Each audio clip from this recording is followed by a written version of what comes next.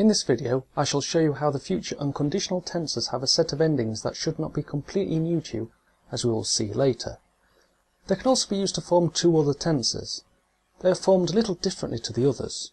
We take a regular verb and place the endings on the end. As all verbs end in R, it gives us a sound to listen out for, such as remos or ria. Before we get into the endings of the future tense, I just want to mention an alternative way of forming it for those who are familiar with the perfect tense, which is that has tense mentioned in part 2. We can take 5 of those words, hemos, as, an, and place them at the end of the verb to make this tense, so if it precedes the verb, we are talking about the past, and if it is attached afterwards, we are talking about the future. Using the verb comer, we can say hemos comido, we have eaten. If we took that hemos sound and placed it at the end, with a stress on the ending, we have comeremos, which can mean we will eat. Han comido can mean they or you all have eaten, and comerán can mean they or you all will eat. So if the have part is on one side of the verb, it is the past, and if it is on the other side, it is the future. If that made no sense to you, then do not worry. I will explain it in the same manner as I have done with the other tenses. The future tense is one way of talking about the future. It has many uses, such as referring to events that take place after the speaker has spoken. It can emphasize that an action will take place, such as I will call him and ask him to accompany us.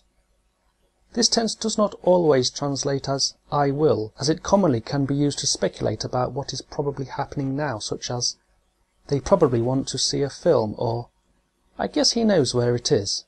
It can be used to make predictions about future events, such as one day he'll make a lot of money, and to convey uncertainty or wonder, often expressed in the form of questions.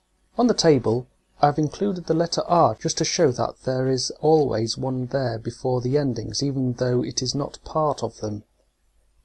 The stress is always on the endings.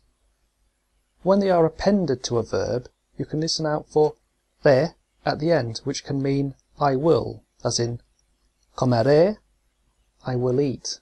Remos can mean we will, as in comeremos, we will eat. I feel that those are the first two you should learn. The vosotros form can be made again by changing the mos to is, so comeremos becomes comeréis, which can mean you all will eat. The other sounds are ra, ras, and ran.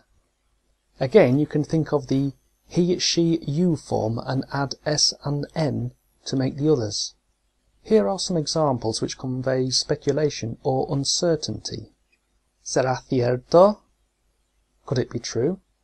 You may hear a knock at the door and you could say, ¿Quién será? I wonder who it is. Será tu hermana? It must be your sister. As the name implies, the conditional can be used in sentences which are subject to conditions, as in, this house would be more secure with a house alarm. I like to think of this as the would tense, as it can translate as I would or you would, but not in every case. Amongst numerous other uses, it can be used to make polite requests, and it is used with the word si to make if clauses, such as, if I had some paint, I would paint the wall. Like the future tense, it can be used for speculation or conjecture, but for past events. Hopefully you remember these endings of the imperfect tense, which are those haga and ia sounds. This makes the conditional easier to remember, as you take all of those ia endings and put them at the end of the verb. This makes a ria sound to listen out for. If you hear a word ending in ria, then it could mean I, he, she, you would, as in llamaría, which can mean I, he, she, you would call. You can add s, n, mos and is to form all the other sounds. Some examples. ¿Podría usted abrir la ventana? Could you open the window? Some examples of conjecture in the past are ¿Qué hora sería? I wonder what time it was. Serían las dos. It was probably 2 o'clock. ¿Cuántos años tendría? How old do you think he was? There are a few verbs where the verb contracts somewhat when these endings are appended, or have a slightly different spelling. Fortunately, the endings are still appended to the letter R, so you still have the same sounds to listen out for. Also, the exceptions that you have for the future tense are exactly the same for the conditional. I will use the verb hacer, which contracts to H-A-R.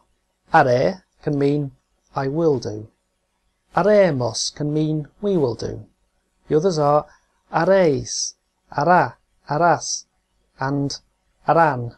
Exactly the same letters are used in the conditional.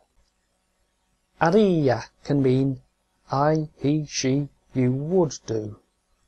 The others are harías, haríamos, haríais, and harían. Rarely, you may encounter some confusing sounds with some verbs such as querer.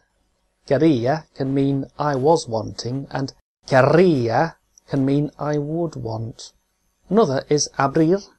Abría can mean I was opening, and abriría can mean I would open, which could sound a little confusing as the verb ends in R vowel R.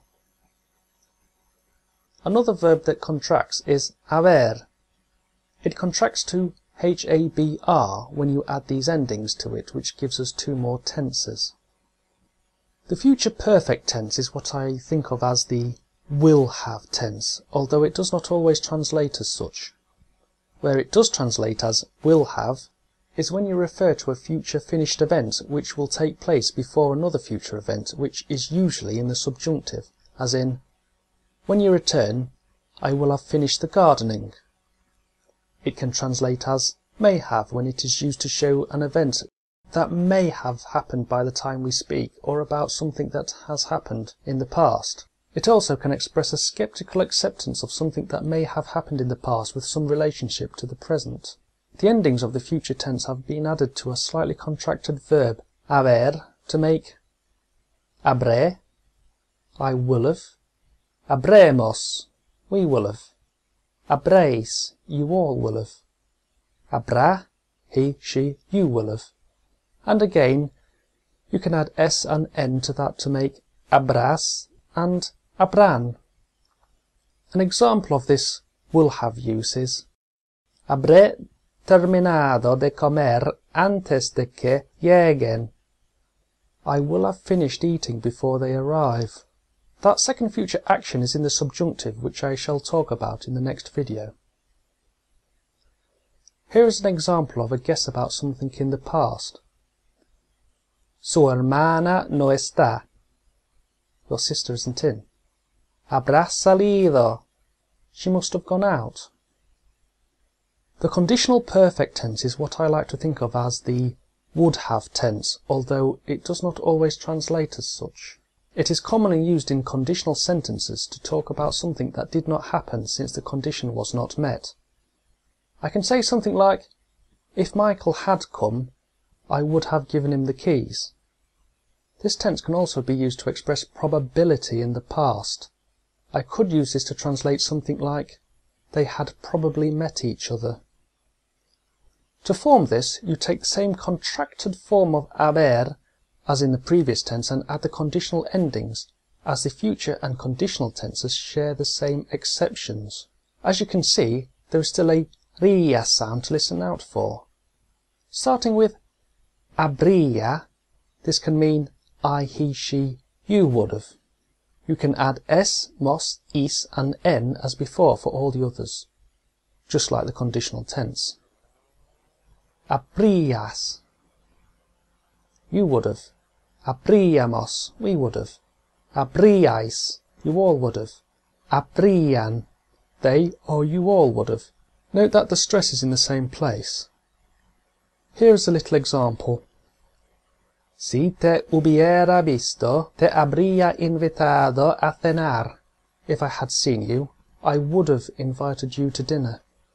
Well, that is quite a lot of information for one video. I hope that you see the patterns in all 4 tenses. This makes forming them a lot easier as we are reusing previously learnt information. Thank you for watching.